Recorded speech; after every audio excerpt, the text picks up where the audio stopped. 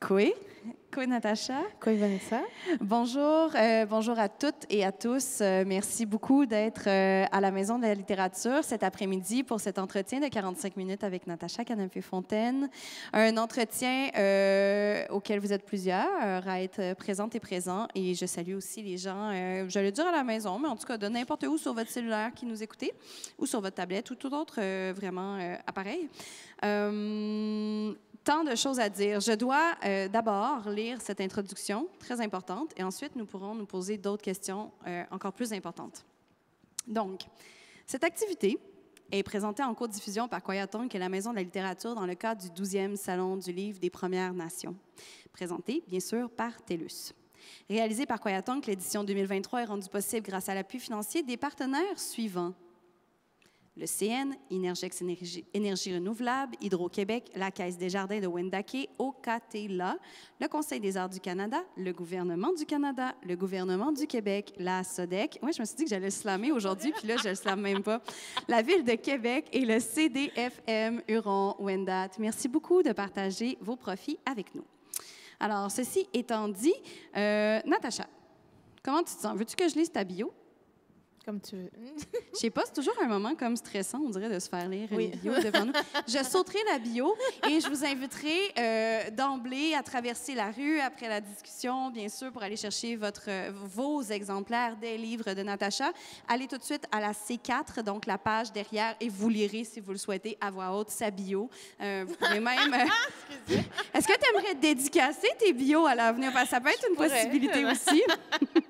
Merci d'avoir lu la bio. Ça me fait grand plaisir. Oh, ça, c'est bête. Oh, mon Dieu, regardons. OK, parfait. On va y aller autrement. Ça, c'est moi qui n'ai pas regardé ma feuille, et ma feuille est la version sans les questions. Mais c'est pas grave. On va improviser aujourd'hui. Pas grave. Ça fait 15 ans que je fais ça, et j'ai lu tous tes livres. OK. Ah, là, je me sens bête. Est-ce que je suis aussi orange que mon gilet? On va avoir du fun. Hey, une chance que c'est avec toi. Une chance que c'est avec toi puis qu'on se connaît. OK, bien, regarde, je vais pouvoir tout de suite enlever cette feuille. OK, commençons par là. Je me souviens, puisque c'est moi qui l'ai écrit, dans l'anthologie de la poésie actuelle des femmes au Québec, dans laquelle tu figures, au moment d'écrire ta bio personnalisée, ta bio commentée.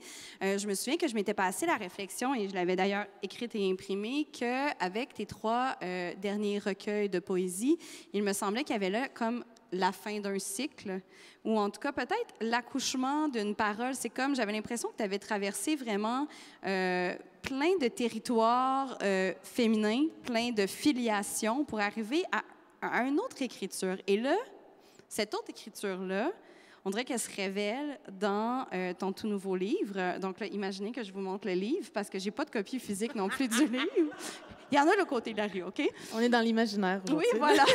On parlait beaucoup de réalisme magique avec ce livre-là, donc imaginez-le. Donc, Canatut, qui est un recueil de 10 nouvelles dont il y a tant de choses à dire. Est-ce que tu as envie déjà juste de nous parler de cette transition-là entre publier dans des collectifs de nouvelles jusqu'à avoir son propre livre, recueil de nouvelles? C'est quand même une autre marche, et c'est une autre manière de penser le livre ou la nouvelle aussi, j'imagine.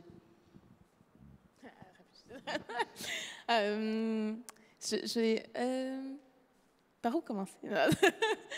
Je ne sais pas par où.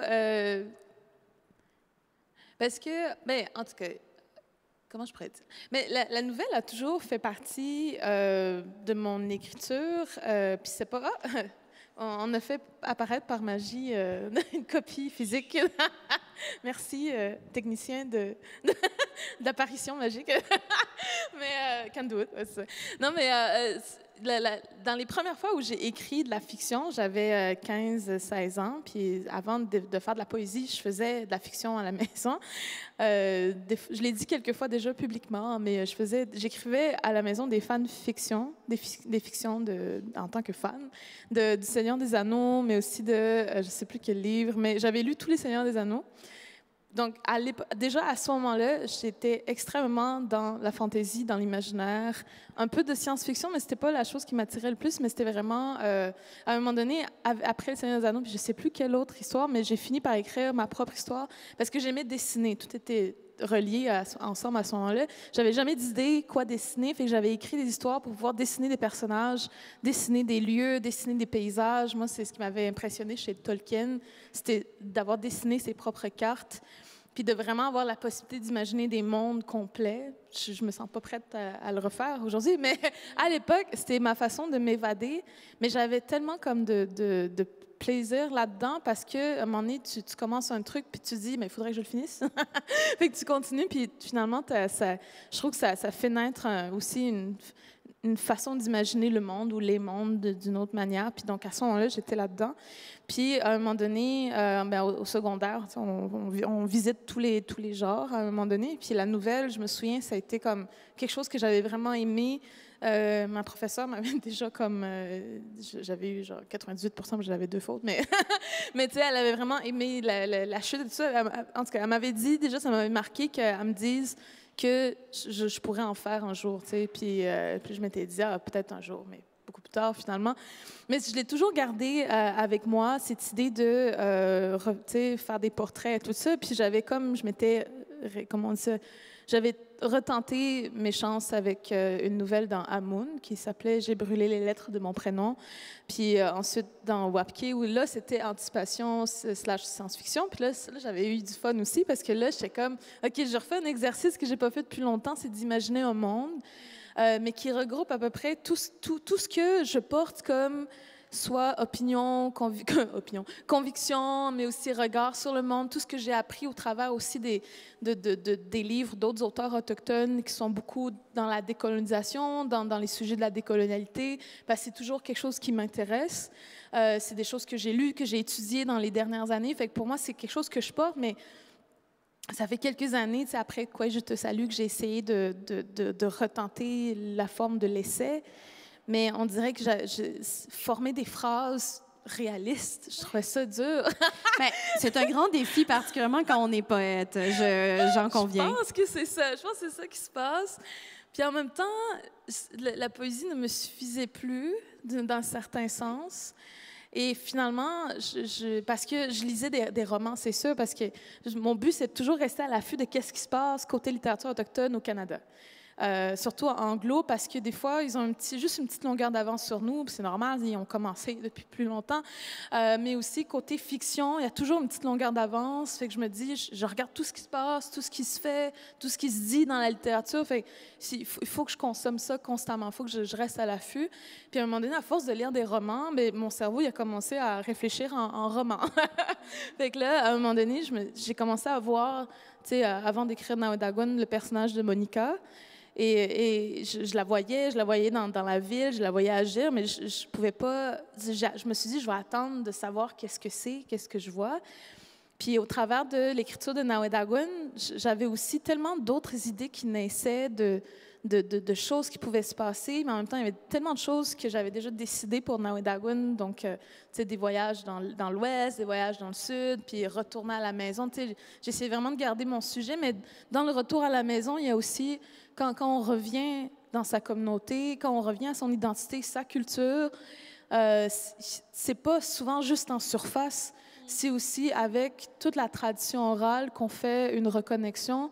Et qu'est-ce qui se passe quand on est le moindrement connecté ou quand nos grands-parents se racontaient des histoires, quand dans les communautés, on se raconte encore des histoires abracadabrantes, surréalistes, tu sais, ça fait partie du quotidien. On se raconte encore nos rêves aussi comme quelque chose de normal, alors que des fois, je me rappelais de ma relation avec les rêves en étant en ville. C'est pas quelque chose qui fait nécessairement partie du quotidien, alors que quand je revenais chez nous, à chaque fois, c'est la première chose qui me sautait aux yeux, après les faux rires constants, après le rire. Mais fait que je me suis dit, comment est-ce que je peux, après Nawadagun, j'avais aimé l'expérience, fait comment est-ce que je peux comme essayer de faire des nouveaux portraits de ma communauté ou même de gens que j'imagine qui sont nés après l'écriture de Nawadagun. Je me suis dit, comment est-ce que je peux même pousser la relation avec le surréalisme plus loin quand c'est à partir de quelque chose qui est juste extrêmement quotidien, mais comment est-ce que je peux l'amener plus loin pour ramener aussi nos légendes? Puis c'est là que Karen DeWitt est née comme une idée, puis finalement comme un livre. Merci pour cette réponse très généreuse. J'en profite pour te laisser prendre une gorgée si tu as besoin et faire une parenthèse pour vous dire que dans tout ce que Natacha vient de dire, il y a une chose qui est très belle et dont je partage l'avis à titre d'autrice, mais de lectrice aussi. C'est cette idée-là de ne pas oublier aussi de se lire entre différentes langues. Et une des beautés du Salon du livre des Premières Nations, c'est que les entretiens sont à la fois en anglais et en français et aussi dans d'autres langues autochtones, mais que de l'autre côté du Morin Center, donc il y a possibilité d'acheter à la fois des livres en anglais et en français. Et c'est vrai que la littérature des Premières Nations anglophones sur le territoire qu'on appelle le Canada, le territoire politique qu'on appelle le Canada, a certainement, en tout cas, certaines caractéristiques qui ne sont pas soit pas encore ou pas du tout, ou ne seront certainement pas présentes dans la littérature dite québécoise des Premières Nations. Et il y a vraiment des choses extraordinaires qui se font en anglais. On en a été témoin pendant les 4 derniers jours. Alors, cette parenthèse est fermée et en espérant que vous achetez au moins un livre anglophone, que vous essayez ça, cette affaire-là. On poursuit donc sur ces 10 nouvelles. Et là, tu parles de créer des mondes, créer des univers. Tu as parlé aussi des rêves, tu as parlé de la cosmogonie, tu as parlé des créatures. Donc là, on est vraiment bien installé dans ton recueil que tu viens toujours de faire paraître chez Stanké et dont on a un exemplaire ici. Pour ce livre-là, particulièrement, tu as décidé aussi de sortir de Pessamit, de sortir du Notchimin, tu as décidé de sortir de la Côte-Nord et d'aller du côté aussi d'Hawaï, du côté de la Nouvelle-Zélande. Et je lisais en entrevue, donc, ce qui est une évidence, mais qui ne nous l'apparaît pas toujours, en fait, que les récits fondateurs de plusieurs nations sont les mêmes ou en n'utilisant pas nécessairement toujours la même forme physique ou les mêmes noms. C'est souvent un récit qui va se ressembler. Et là, j'ai cru comprendre que tu avais tissé comme ça des liens entre différentes communautés pour nous ramener ces univers-là à même tes nouvelles. Oui, par rapport à... J'ai une relation aux légendes ancestrales, on pourrait dire, aux Atlogan, comme on dit dans la langue. Une relation plutôt comme... enfant et jeune, enfant, jeune aussi. Je n'avais pas reçu nécessairement les légendes directement. Puis j'avais pas non plus un discours sur la communauté, sur l'identité, la fierté. Pourtant, mes 2 parents sont Inuits, mais ils font partie de la génération où on n'était pas fiers d'en parler, puis on ne voulait pas trop en parler. Puis j'avais été élevée en ville, donc déjà mes parents vivaient avec le défi d'être Inuit dans un milieu urbain, déjà dans les années 90-2000, qui était très différent comparé à aujourd'hui. Puis il y a encore des choses aujourd'hui différentes, mais juste pour dire qu'à ce moment-là, il n'y avait pas d'idée de l'identité.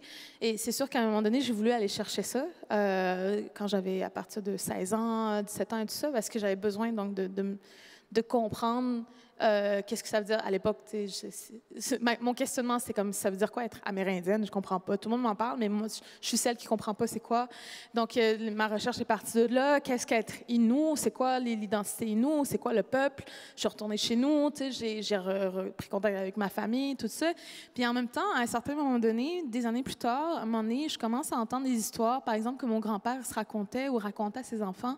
Donc, mon père, par exemple, puis d'entendre des histoires qui étaient surréalistes, qui auraient fait partie du quotidien ou sinon de la réalité de mon grand-père comme une réalité. C'est la réalité.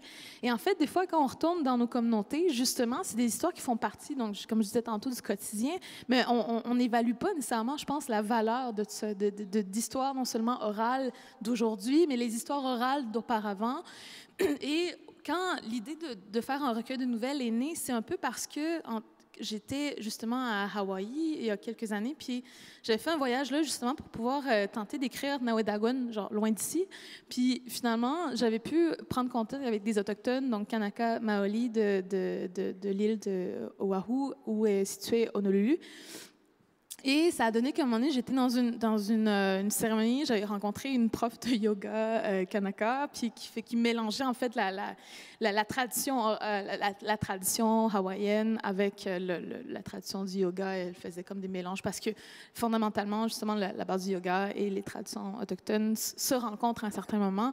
Donc, j'aimais bien comme aller chercher le côté donc autochtone avec elle. Et à un moment donné, elle me dit, ah, t'es autochtone, puis bientôt, j'ai envie de faire une cérémonie du soleil levant avec d'autres autochtones que j'ai rencontrés, qui viennent qui sont autochtones d'ici ou d'ailleurs. Puis là, j'ai fait, ah, ben oui, je vais aller. Puis, donc, on a fait une cérémonie du soleil levant, puis je me suis retrouvée vraiment dans une, tu sais, entre femmes, vraiment dans une autre réalité. Et à un moment donné, tu sais, en fait, il fallait comme en chantant, faire lever le soleil. Puis ça faisait partie vraiment des traditions hawaïennes, en regardant les montagnes de l'île. Et là, j'ai comme rentré dans un autre univers. Puis ça fait plusieurs années quand même que j'ai une éducation spirituelle, donc dans un certain autre monde parallèle. Puis, dans cette éducation-là, puis quand je rentre là-dedans, je commence à sentir la présence de toutes ces créatures-là qui ont fait partie de notre tradition orale. Et à un moment donné, donc, je suis allée en Nouvelle-Zélande parce que mon mari, qui est maintenant mon mari, vient de là, il est maori. Et déjà, depuis plusieurs années, c'était quelque chose qui nous a connectés. C'était comme, ah, nous aussi, on a l'équivalent des Memegwehut chez les Inuits, c'est les petits êtres de la forêt. Nous, on a des fées, puis ça m'a tellement... Puis même chez eux, dans leur tradition orale, moderne, mais contemporaine, on dit qu'il y a encore des familles de Maoris qui descendent des fées directement, donc depuis plusieurs générations. On peut le savoir en regardant leurs yeux. Puis là, c'est comme, wow! Puis là, à un moment donné, entre-temps, j'ai fait deux voyages au Groenland où, à chaque fois, donc, j'ai rencontré des gens porteurs, des porteurs culturels, mais surtout des femmes qui m'ont parlé donc, de leur recherche de la place de la femme dans la tradition Kalaallisut, je pourrais dire, donc des Inuits du Groenland, parce que ça a été effacé par les missionnaires. Et souvent, justement, il y a un discours commun, c'est que les missionnaires et ou les prêtres de différentes religions, donc qui sont plutôt européennes d'origine, quand ces gens-là sont venus sur ces territoires-là, ils ont souvent voulu enlever ou effacer la place de la femme de ces cultures-là, comme chez nous, et en fait, d'effacer quel est l'héritage spirituel, mais surtout l'héritage du pouvoir de la femme dans sa communauté. Et là, je me suis dit, là, je mets tout en place pour vous raconter après qu'un doute, mais c'est... C'est correct, les gens sont ici pour t'entendre. Oui. Vas-y. Puis à chaque fois, donc, entre-temps, je revenais chez nous, je revenais à Montréal, j'essayais de retourner dans ma communauté, mais après, il y avait la pandémie et tout ça. Mais puis la pandémie, j'ai eu le temps de réfléchir, de faire mijoter tout ça, mais à un moment donné, je me suis dit, c'est à chaque fois quand je suis à la rencontre de d'autres cultures que je me rends compte de mon ignorance sur ma propre culture. Je la connais, ma culture, je connais mon identité, je sais c'est quoi, je ne suis... Moi, je suis capable de dire que je suis Innu, tu sais, je suis rien d'autre. Je peux expliquer c'est quoi, mais quand on me demande ma culture, fondamentalement, c'est quoi, je peux l'expliquer aussi parce que j'ai voulu étudier aussi la philosophie Innu, puis je rêve de pouvoir l'écrire à un moment donné, mais en même temps, écrire la philosophie, c'est contradictoire parce qu'il faut la vivre, il faut la sentir, en tout cas, nous-mêmes. Puis, mais à un moment donné, je me suis dit, je ne connais pas les récits fondateurs. Et dans l'idée où Nawadagun m'avait vraiment amené dans une partie de mon imaginaire où je pouvais commencer à sentir, je pouvais imaginer tellement de choses, je me suis dit, c'est sûr que dans ma ligne directrice par rapport à mon écriture, à mon identité, je sais qu'à un moment donné, quand je rentre dans mon identité, je rentre dans une rencontre avec les créatures des histoires ancestrales. Et il y a Pabagasik là-dedans. J'ai créé un spectacle complet à propos de Chihagoho, qui est la femme de l'espace, la femme du jour, la femme du territoire. Puis, au travers de ça, tu sais, je suis en contact avec des artistes d'autres cultures à l'extérieur du pays qui, eux, travaillent à partir de leur cosmogonie. Donc, c'est aussi quelque chose qui m'inspire et qui fait en sorte que je me dis, il faut absolument que je creuse encore plus. Et là, de me dire, je ne connais pas mes récits fondateurs, c'est de partir à leur recherche. Et c'est drôle parce que j'avais déjà le titre du livre, mais je ne savais pas de quoi ça allait avoir de l'air. Mais mon idée, ma vision était très claire en même temps. Fait que je savais que ça allait donner ça. Mais Alors donc, pour le titre, si tu veux nous faire une traduction pour les gens qui n'ont pas lu les 18 000 journaux qui ont parlé de la traduction de ton titre, de quoi s'agit-il? c'est Candlewood, c'est la chasseresse pour le recueil, mais Candlewood, c'est aussi le mot pour les chasseurs en particulier, ceux qui partent à la chasse, donc ceux qui ramènent la nourriture à la maison. Mais il y a aussi souvent le Candlewood, c'est à une certaine époque, il y avait les cérémonies de la chasse, il y avait aussi les manteaux qu'on portait avec les patterns que je porte aujourd'hui par principe. Mais c'était c'était aussi des gens qui s'occupaient de créer un lien entre l'invisible et le visible pour réussir à aller à la rencontre du caribou. Et je me suis dit, Candlewood, c'est tellement un mot, quand je l'entends, les gens sont tellement fiers de le dire quand ils sont des chasseurs, justement, par tradition, et de génération en génération. Je trouve que c'est tellement un beau mot que j'ai voulu comme le mettre. Puis en même temps, c'est drôle, j'avais peur de pas bien l'honorer, ce mot-là, mais parce que moi, j'y donne autant cette valeur-là. Mais je me suis dit, donc, comment est-ce que je peux partir à la chasse d'histoires qui veulent vraiment dire quelque chose pour nous et qui peuvent vraiment peut-être créer une connexion entre le visible et l'invisible. Parce que je viens du monde des arts visuels, je viens du monde de la performance, je viens du monde de l'art contemporain autochtone où on parle incessamment de ce pouvoir-là d'être artiste. C'est de réussir soit à reprendre la connexion, soit à créer les ponts, soit à juste faire en sorte de transformer notre univers dans le présent en quelque chose qui nous ressemble, nous, dans une société qui ne nous ressemble pas. Et donc, Candlewood, c'est vraiment une tentative ou une première incursion là-dedans. Je ne sais pas si je vais continuer, mais je me suis dit, c'est juste une tentative.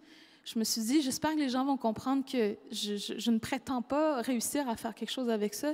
C'est juste une première incursion, un premier essai de créer un pont entre le visible et l'invisible et faire parler les personnages de nos légendes qu'on est en train d'oublier.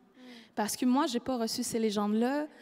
Nos enfants les connaissent plus ou moins, nos jeunes les connaissent plus ou moins. C'est sûr, depuis 10 ans, avec I Don't Know More, puis tous les mouvements littéraires, artistiques et tout ça, les courants dans lesquels on vit en ce moment, ils sont là et ont contribué à faire sortir, à faire connaître nos porteurs culturels au sein de nos villages, puis de les faire sortir de nos villages. Mais je pense qu'ils ont comparé à il y a quelques dizaines d'années, je pense qu'ils n'ont jamais autant travaillé qu'aujourd'hui. Mais c'est aussi parce qu'il y a une urgence de recommencer à connaître nos histoires. Mais est-ce qu'il y a l'intérêt? Est-ce qu'il y a assez d'effectifs aussi? Est-ce qu'on a l'impression d'être dans une urgence, puis peut-être de ne pas fournir? Et des fois, en plus, il y a la demande du côté non autochtone, de venir connaître nos histoires, mais nous, on ne les connaît même pas nous-mêmes encore assez profondément, je dirais. Et en tout cas, c'est quelque chose que moi, je ressens personnellement, je ne les connais pas assez, et je me suis dit, je vais rentrer dans une recherche. J'ai utilisé des livres qui existaient. J'ai emprunté des fois des livres d'anthropologues ou d'ethnologues non autochtones, mais souvent, il y avait le filtre eurocentré, le filtre non autochtone, le filtre comme, je pose un regard sur l'identité autochtone comme vraiment une autre identité, alors que moi, je cherche à connaître mon identité sans le regard de l'autre. Il fallait vraiment des fois lire comme entre les lignes, puis des fois loucher des yeux, mais il y a un livre dont je me suis beaucoup servie puis que j'aime beaucoup, c'est celui de Rémi Savard, parce que il a quand même retranscrit des récits fondateurs sans briser le flot du conteur. Il a retranscrit selon l'oralité du conteur et je me suis dit, OK, ça, je pense que je peux utiliser ça un peu parce que c'est écrit, donc c'est un support papier, pour tenter de faire ma recherche. Mais après, je l'ai fait sinon à l'oral. J'ai rencontré des gens. À un moment donné, chez Gabush, qui ont sorti aussi un site web avec tous les compteurs des communautés, pas tous, bien sûr, mais quand même avec beaucoup de documentation qui pouvait me confirmer finalement des intuitions que j'avais ou des idées. Mais tout ça pour dire qu'avant de rentrer dans les histoires, mais il y avait tout ça en arrière de ça qui m'a amené là. Et finalement, c'est ça.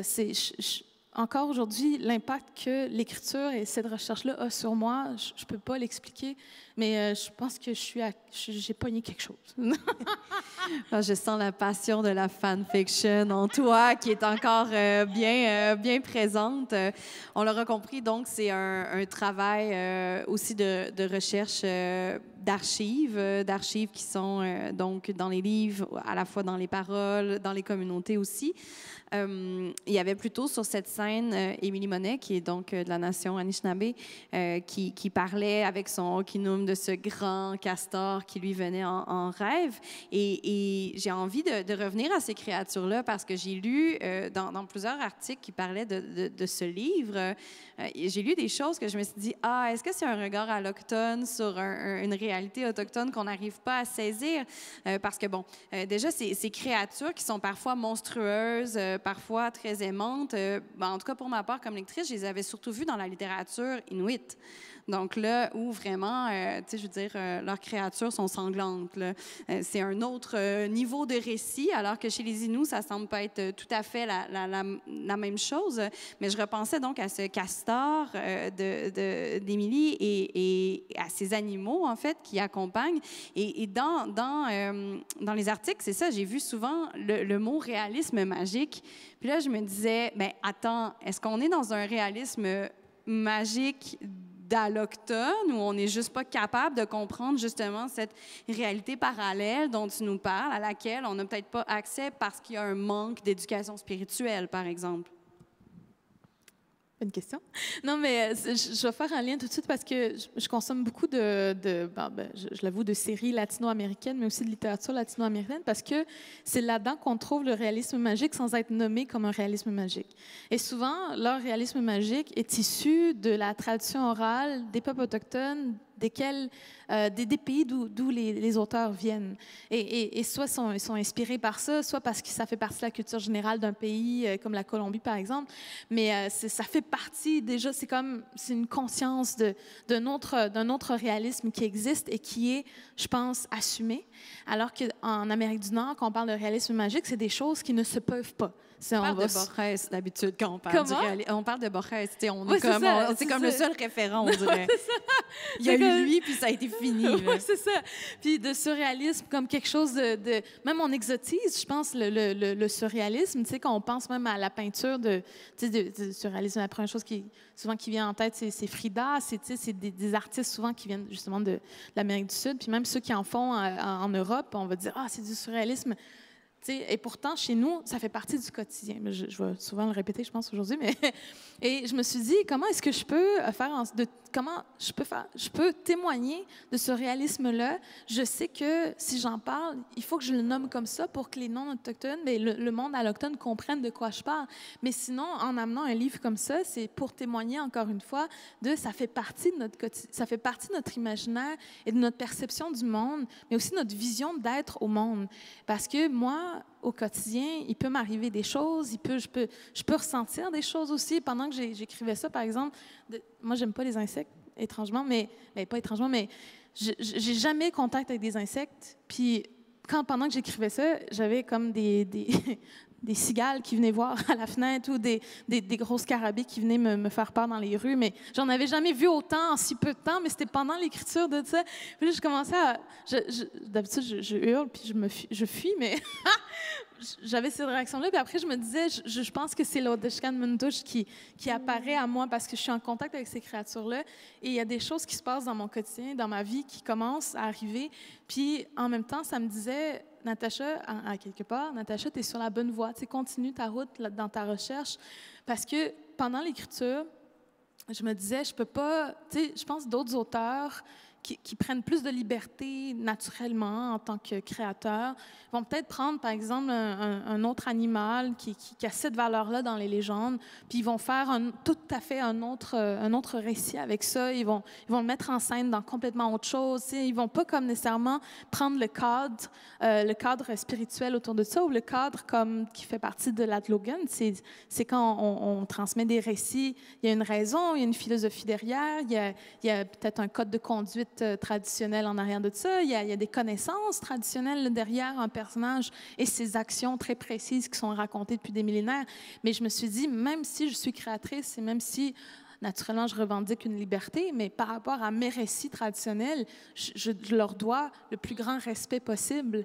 Et je dois, si je veux créer des situations, imaginer des situations où les créatures se manifestent dans le quotidien des personnages Innu, dans ce cas-ci, je crois qu'il faut que je garde l'essence même de Lad Logan, duquel je puise ce personnage-là et certaines de ses actions. Et je me suis dit, en tout cas, des fois, je voulais tellement faire attention. Si je sentais, des fois, ma créativité m'a amenée dans certains recoins, puis je me disais, OK, il y a peut-être ça qui pourrait se passer avec tel personnage. Puis là, à un moment donné, je bloquais. Là, je sentais comme une réticence de ma part. Puis je me suis dit, j'ai peur d'aller là. J'ai peur de aussi, si je faisais telle chose avec tel personnage de telle manière, je risquais peut-être de créer une situation, je sais pas. Mais je me suis dit, il faut que je fasse attention parce qu'il y a aussi tout. Il n'y a pas seulement les récits fondateurs dont qu'on peut réciter oralement, mais il y a aussi toutes les histoires autour des histoires orales, de choses qui se sont passées si on a fait une chose de telle manière, des choses qui ne se sont pas passées comme on aurait voulu parce que non. Il y avait comme tout aussi le côté comme tout le mystère autour de tout ça qui venait avec ça. Et je me suis dit, je vis dans cet univers-là, je trace mon chemin à l'intérieur, mais avec le plus grand respect et l'humilité que je puisse avoir, parce que tout ce que j'aimerais pouvoir faire, c'est transmettre ce que ces créatures ont besoin de dire à la génération d'aujourd'hui. Parce que dans cette déconnexion avec les récits, on est en pleine reconnexion avec nos identités, mais on n'est pas encore très près de nos récits traditionnels, je pense. Et je me suis dit, s'il y a un message que j'ai envie de livrer par le biais de publier un support comme celui-là, mais c'est bien ceci, c'est qu'est-ce qui peut arriver quand on retrouve nos récits traditionnels, quand on retrouve leurs valeurs, parce que, par exemple, après, je te laisse poser une question. Par exemple, ça va, j'écoute. De toute façon, on n'en est pas de questions, comme on a vu, je n'en ai pas. Mais juste pour donner un exemple, à un moment donné, c'est sûr, en parlant avec d'autres personnes, puis en leur demandant parfois leurs avis sur le pouvoir des Atlogan, leurs nécessités, leurs valeurs, puis à quoi ça servait traditionnellement, on me disait, c'est des récits qui nous aidaient à comprendre notre réalité à ce moment-là. Puis ça pouvait être il y a 10 000 ans, il y a 5 000 ans, il y a 300 ans, il y a 200 ans, il y a 50 ans. Mais encore aujourd'hui, ces récits-là, quand on y retourne, elles ont encore des réponses à notre réalité de maintenant. Et par exemple, ça fait quelques années que je réfléchis beaucoup à l'héritage des pensionnats dans nos familles, dans nos communautés, dans mon corps, chez moi, dans ma tête. C'est partout les conséquences des pensionnats. Moi, étant comme seconde génération, puis je relisais le récit de Tchigabesh. Et je me disais, je ne sais pas qu'est-ce que je vais trouver là-dedans, mais j'ai besoin de savoir qu'est-ce que ça pourrait me dire. Et c'est même pas dans les 10 premières lignes à peine. Je lisais, bon, Tchigabesh, il n'était pas encore nécessairement né, mais sa mère était enceinte de lui. Il avait ses parents, sa sœur. À un moment donné, ses parents disent, on va aller chercher comme la nourriture de la journée, on va aller faire une chasse pas loin. Et eux tombent sur la route de Kadjitouach, qui, si je ne me trompe pas, c'est son nom, mais qui est un anthropophage, qui est comme un monstre, je pense, d'une certaine... géant, je pense. Puis à un moment donné, donc, il voit ses parents-là, il les bouffe. Et là, il voit que la mère a comme une difformité au niveau du ventre. Il ne sait pas c'est quoi. Il enlève ça, puis il le jette dans le fond du bois, puis il part avec le reste. Sa sœur, qui voit bien que ses parents ne reviennent pas, s'en va à leur recherche et découvre donc les lieux, les lieux, et découvre l'utérus de sa mère où il y a encore Tchigabesh dedans. Donc, elle s'est dit, mais je vais prendre mon petit frère, je vais le ramener au campement. Elle décide de le mettre donc, dans un panier d'écorce. Puis ça, en plus, ça, c'est toute une autre interprétation et signification par rapport à notre origine du lieu, du monde végétal. Mais en tout cas, Tchigabesh, à un moment donné, il sort du jour au lendemain, après quelques jours, de ce panier-là. Il est rendu beaucoup plus grand. Puis là, il demande à sa sœur, fais-moi un arc, une flèche. Et là, le lendemain, il casse son arc parce qu'il a encore grandi. Et chaque jour, c'est ça, fais-moi un arc, une flèche. sa sœur, comme elle travaille fort, elle donne un autre arc et une flèche. Mais à chaque jour, il les casse parce qu'il grandit beaucoup trop vite, puis il devient vraiment comme un jeune garçon puissant, puis en tout cas, qui a vraiment beaucoup de force et beaucoup d'assurance et un peu d'arrogance en quelque sorte. Puis il dit à sa sœur, en tout cas, qui aimait ça, chasser les écureuils et tout ça. En tout cas, il aimait faire plein de choses. Puis en fait, Chigabesh, c'est un personnage important. C'est parmi les plus importants de notre tradition orale chez les Inuits. C'est parce qu'en même temps, il est, selon les récits, il est à la source de comment est-ce qu'on a commencé à pêcher, à chasser, à épouser les uns et les autres, puis à former des familles et tout ça. Donc, le récit de Chigabesh au complet explique beaucoup de choses. Mais après tout ça, c'est quelques lignes qu'on commence à raconter cette histoire-là, mais il se rend compte qu'il y a juste sa sœur et lui. Là, il se pose des questions, il n'y a personne d'autre. Puis là, il se dit, mais est-ce qu'on avait des parents? Là, il s'en va voir sa sœur, puis il dit, sont où nos parents? Qu'est-ce qu'ils font? Pourquoi ils ne sont pas là? Et pour moi, notre génération, ma génération, souvent, c'est une des premières questions qu'on se pose, parce que nos parents sont les enfants des pensionnats. Et souvent, ces enfants-là qui ont été en pensionnat n'ont pas su être des parents pour leurs enfants, et ainsi de suite. Et donc, pour notre génération, c'est une des premières questions qu'on se pose dans la vie, c'est pourquoi nos parents ne sont pas là. Et là, d'avoir découvert ça dans le récit de Chigabesh, je me suis dit, pourtant, c'est un des plus vieux récits, parce que quand on l'étudie bien, on l'analyse, on se rend compte que ça remonte à la dernière ère glaciaire, à la fin de la dernière ère glaciaire. Et je me dis, qu'est-ce que Chigabesh a à nous dire avec ça? Je ne l'ai pas nécessairement utilisé, mais je me suis dit, j'ai encore quelque chose à réfléchir avec ça, parce que tout ce qui se passe après, c'est comme le renouveau de quelque chose. C'est le début d'un nouveau monde. C'est le monde d'après. Donc, à partir des pensionnats, qu'est-ce qui peut se passer? Je pense que c'est le début du monde d'après. Puis c'est à notre génération de trouver les réponses, puis on est encore en train de le faire. Mais je pense que Chigabesh peut nous dire c'est quoi.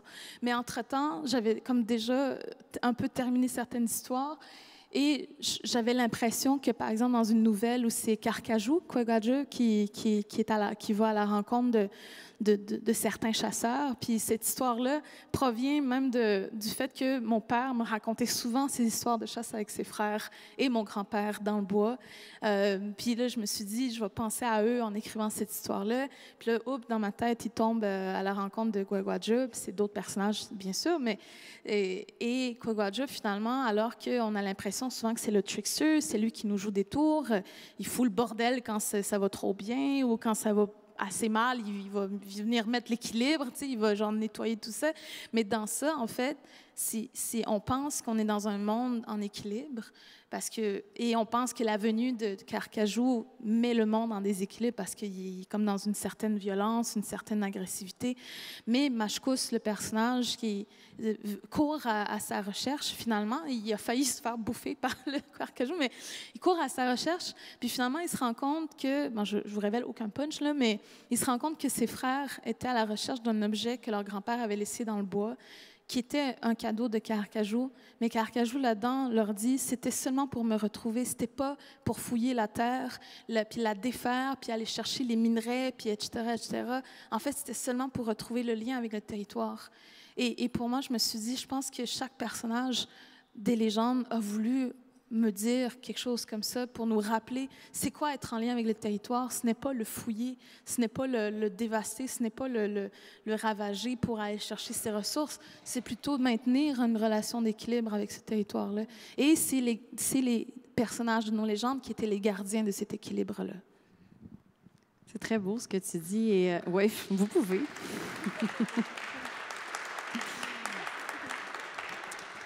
Tu nous parles de cette légende et moi, de mon éducation européenne, je ne pense qu'à Atalante. Alors, je me dis, il y a un pendant là. En tout cas, il y a des belles choses à fouiller. Et tu me l'as servi là, sur un plateau d'argent, ma dernière question, parce que le temps passe comme... C'est niaiseux, le temps, des fois. Là. C'est niaiseux. Et tu parles de ce lien avec le territoire. Et il y a un auteur anglophone de la Nation Cri qu'on a reçu pendant le salon, David Robertson, magnifique auteur dont je vous invite à découvrir l'œuvre et qui, sur cette même scène, hier, en conversation avec Rachel McCrum, évoquait la mémoire parce qu'il a ce livre, The Theory of the Crows. Donc, il évoquait cette idée que les corbeaux, les corneilles ont, donc, vous le savez, scientifiquement, c'est prouvé, cette mémoire visuelle de reconnaître les humains avec qui ils vivent. Il semblerait que cette capacité se passe aussi de génération en génération. Donc, un enfant corbeau pourrait reconnaître ton enfant, par exemple, lorsqu'ils se rencontreraient au même lieu. Et là où je m'en vais, il y a un lien, check-moi bien, c'est que ensuite, il disait, mais est-ce que ce serait pas beau d'imaginer que c'est pas que notre corps qui a la mémoire du territoire, mais que le territoire se souvient aussi de nous et qu'il n'y a pas que nous qui arrivons sur un territoire, que ce soit chez nous par la lignée ou que ce soit chez nous où on a décidé de s'établir, mais que le territoire dirait, oui, toi, je te connais et tu restes ici avec moi. Donc, j'avais envie peut-être, comme dernière question, d'ouvrir sur cette relation avec les territoires. On l'a dit, ces nouvelles-là, tu les as campées sur plusieurs territoires, mais quand même, on est beaucoup sur la Côte-Nord. On est chez les Inuits, on est chez toi. Et j'avais envie que tu nous parles un peu de ce territoire comme personnage ou comme guide ou comme accompagnateur. Mais souvent... sans vous révéler aucun punch non plus, mais dans cette relation avec les créatures qui se manifestent, mais dans les manifestations qu'on pourrait dire surréalistes ou oniriques autour des personnages Inuits du recueil, c'est le territoire qui se manifeste, qui tente de retrouver une façon de se reconnecter aux Inuits. Là-dedans, j'ai vraiment comme spécifié les Inuits pour vraiment mettre en scène la relation avec le territoire. Parce que c'est moi, c'est mon identité. Fait que je me dis, si j'ai un message à donner avec, c'est celui-là, c'est depuis ma culture. Mais des fois, même quand je retourne dans le bois, j'ai souvent eu l'impression, puis quand je lis d'autres récits de chez d'autres auteurs autochtones, chez d'autres auteurs Inuits, j'ai l'impression que le territoire nous attend. On le laisse beaucoup aux mains des grandes compagnies d'exploitation des ressources. C'est quelque chose que j'entends souvent. On laisse le territoire aux mains d'eux, mais on ne trouve pas la force pour aller arrêter tout ça. Puis en même temps, je me dis, est-ce que cette force-là, c'est simplement parce qu'on n'est pas en connexion totale à quelque part? Est-ce que si on connaissait nos histoires par cœur, est-ce qu'on aurait la force de défendre ce territoire-là? Est-ce qu'on le ferait de façon sans se poser aucune question puis sans avoir aucune peur? Je me pose la question. Pour l'instant, c'est de l'inconnu dans le moment présent, mais à voir. Tu sais. Mais j'ai souvent vu en étant dans d'autres cultures, avec d'autres Autochtones, plus les Autochtones connaissaient leur identité par cœur et de façon fondamentale, connaissaient leurs histoires traditionnelles par cœur, c'était des gens d'une force et c'était souvent des peuples qui luttaient pour le territoire d'une façon qu'on ne voit pas ailleurs. T'sais. Et des fois, je me dis, mais où prennent-ils cette capacité, ce courage-là, des fois même dans des pays où ils ont beaucoup moins les moyens que nous? Et c'est des gens qui connaissent leur culture. Et je me dis, comment est-ce que je peux me rendre, comment est-ce que je peux contribuer à ce que mon peuple connaisse ces histoires, mais c'est en tentant quelque chose comme un recueil de nouvelles, en écrivant de la fiction, parce que j'ai l'impression qu'avec la fiction, c'est là vraiment où je peux réussir à mettre en lien des choses qui pour moi le sont au quotidien, mais on ne les voit pas. Et quand on est artiste, quand on est témoin de l'invisible, je pense qu'il faut témoigner de ces manifestations-là. Et ma seule façon de le faire, c'est en créant des situations, encore une fois, où ça se passe. Mais je pense que c'est tout simplement le territoire qui nous demande de revenir à lui. Moi, ça fait des années que je n'ai plus de grands-parents et je ressens ce manque-là et je me dis, qu'est-ce qu'ils feraient, eux, en ce moment même? Mais c'est de demander de faire ce travail-là, je pense. Donc, il y a plusieurs pistes de reconnexion, en fait. Déjà, il y a dans l'écriture et dans la lecture, à travers notamment ce recueil, et je pense la plupart aussi des récits qui se retrouvent au Morin Center de l'autre côté de la rue. Je pense aussi, c'est drôle parce que tu parles, et je pense à la poète Joanne Morancy, qui me disait au Salon du livre de Rimouski, il y a une semaine ou deux peut-être, elle me dit, c'est drôle comme quand on est en ville, c'est facile d'oublier la terre. Alors que du moment que tu en sors, du moment que tu vas ne serait-ce qu'en camping, que tu as à trouver un endroit pour faire tes besoins, purifier ton eau, faire à manger, ce temps-là, cette lenteur-là nous reconnecte aussi à quelque chose qui est précieux et à quelque chose que, bien sûr, on a envie de défendre parce qu'on protège ce qu'on aime, bien sûr. Et je n'ai pas d'autre choix que de mettre fin à cette rencontre. Natacha Canapé-Fontaine, merci beaucoup d'avoir été là. Merci. Merci. Merci d'avoir été là.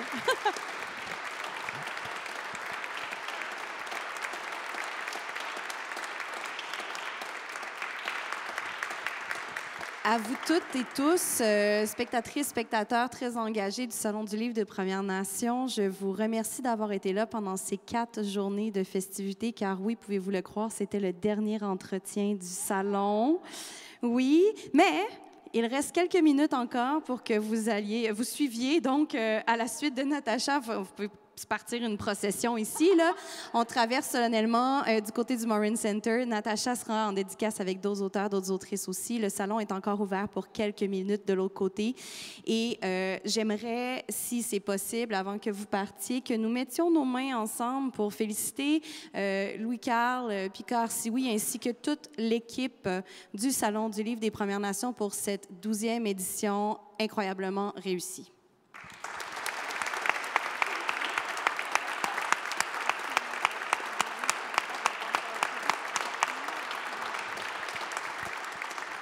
Et donc, il me revient le privilège de vous dire Tiao Enkinen et à l'année prochaine.